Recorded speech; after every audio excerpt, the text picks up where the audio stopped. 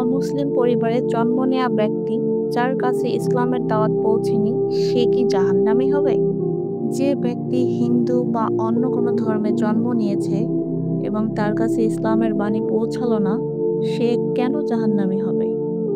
কারণ ছোট থেকে বড়দের যা করতে দেখেছে সে তো তাই শিখেছে, তাই করেছে।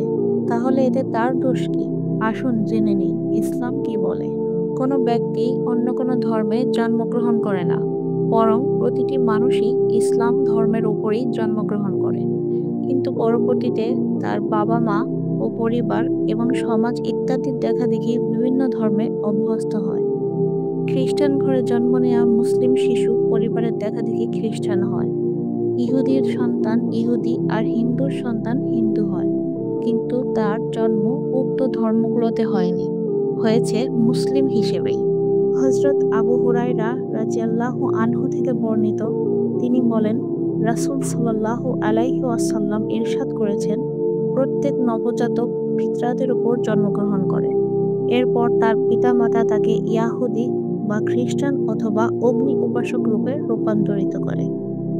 এখন প্রশ্ন হলো, সে তার পরিবারের দেখাদেখি উক্ত ধর্মগুলো অনুসরণ করে মৃত্যুবরণ করলো। ইসলাম সে মানেনি, তাহলে সে শাস্তি কেন পাবে? এর উত্তরের আগে এই প্রশ্নটি করা অনুপযুক্ত যে তার কাছে ইসলাম পৌঁছায়নি, কেননা এটি সঠিক নয় যে বর্তমানে কারো কাছে ইসলাম পৌঁছায়নি। কারণ সারা বিশ্বেই ইসলাম পৌঁছে গেছে, শুধুমাত্র নিজের বিবেক বুদ্ধি ও মেধা খাটিয়ে তা বুঝে নেওয়া বাকি। কোরআন পৃথিবীর সকল প্রান্তেই পাওয়া যায়, সুতরাং ব্যক্তির বোধ বুদ্ধি হবার পর সত্য অনুসন্ধান করা তার দায়িত্ব। প্রতিটি ব্যক্তি যদি তার জ্ঞান বুদ্ধি ও বিবেক কাজে লাগিয়ে অন্যান্য ধর্মের মাঝে ইসলামের স্বতন্ত্র ও সঠিক হবার বিষয়ে যাচাই করে, তাহলে সে ইসলাম গ্রহণে অবশ্যই বাধ্য হবে, যেমনটি বিভিন্ন ধর্মের অনুসারীগণ যুগে যুগে করেছেন। আবার মুসলিম পরিবারে জন্মগ্রহণ করেও অনেকে ইসলাম থেকে বেরিয়ে যায় বা ইসলাম পুরোপুরি অনুসরণ করে না। এর কারণ এটাই যে সে সত্য গ্রহণে পিছিয়ে পড়েছে।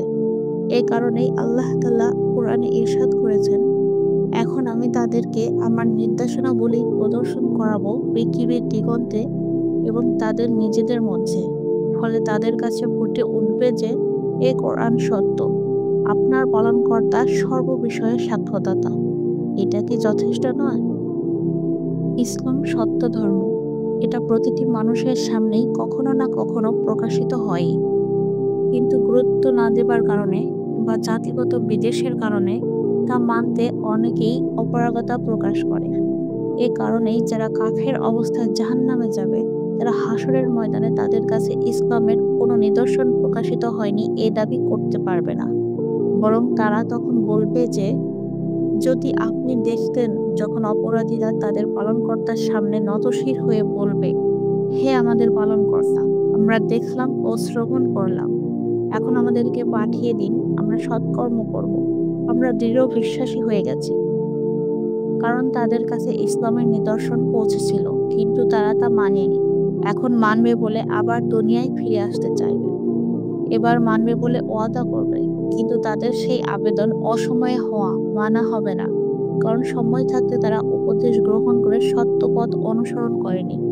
দুনিয়া সকলের জন্য পরীক্ষা কেন্দ্র, যিনি সৃষ্টি করেছেন মরণ ও জীবন, যাতে তোমাদেরকে পরীক্ষা করেন যে তোমাদের মধ্যে কর্মে কে শ্রেষ্ঠ।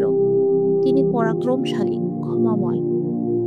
অমুসলিম পরিবারে জন্মগ্রহণ করা যেমন পরীক্ষা, তেমনি মুসলিম পরিবারে জন্মগ্রহণ করাও পরীক্ষা। মুসলমানরাও নানাবিধ দুঃখ কষ্ট হতাশায় ঈমানের পরীক্ষায় নিপতিত হয়, আবার অমুসলিমরাও নানাবিধ পরীক্ষায় পতিত হয়। এর মাঝে অমুসলিম পিতামাতার ঘরে জন্ম নেওয়াটাও তার জন্য পরীক্ষা। সেই সব পরীক্ষায় যারা যথার্থ উত্তীর্ণ হতে পারবে তারাই হবে সফলকাম।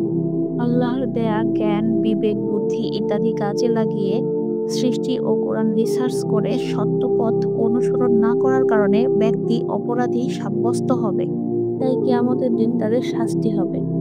আর যারা সত্য পথ দেখে তা অনুসরণ করবে তারা হবে আখিরাতের সফলকাম। প্রিয় ভাই ও বোনেরা, একজন মানুষ অমুসলিম পরিবারে জন্ম নেওয়াটা তার অপরাধ নয়, কিন্তু সত্যকে জানার পরও তা অস্বীকার করাটা বড় অপরাধ। জীবনটা খুবই ছোট, কিন্তু আখিরাত চিরন্তন। এই দুনিয়াতে আমাদের সবচেয়ে বড় দায়িত্ব সত্যকে খুঁজে পাওয়া, বুঝে গ্রহণ করা এবং তার উপর অটল থাকা। আল্লাহ আমাদের প্রত্যেকেই বিবেক বুদ্ধি দান করেছেন। এই বিবেক বুদ্ধি কাজে লাগিয়ে যদি আমরা তার দিকে ফিরে না যাই, তাহলে আমাদের জন্য আক্ষেপ ছাড়া আর কিছুই থাকবে না। চোখ বন্ধ করে একটু ভাবুন, যদি কালই মৃত্যু এসে যায়, আমরা আল্লাহর কাছে কি জবাব দেব? হে আল্লাহ, আপনি আমাদের সকলকে হিদায়াত দান করুন, সত্য পথ দেখান এবং সেই পথে অবিচল থাকার তৌফিক দান করুন। যারা এখনো আপনার দিনের আলো থেকে বঞ্চিত, তাদের হৃদয়ে আপনার পরিচয় পৌঁছে দেওয়ার ব্যবস্থা করে দেন। আমিন ইয়া রাব্বুল আলামিন। প্রিয় দর্শক, যদি এই ভিডিও আপনার হৃদয়কে ছুঁয়ে থাকে, তাহলে সাবস্ক্রাইব করুন এবং শেয়ার করে অন্যদেরও জানার সুযোগ করে দিন এবং দিনের আলো ছড়িয়ে দিন। আল্লাহ আমাদের সকলকে কবুল করে নিন।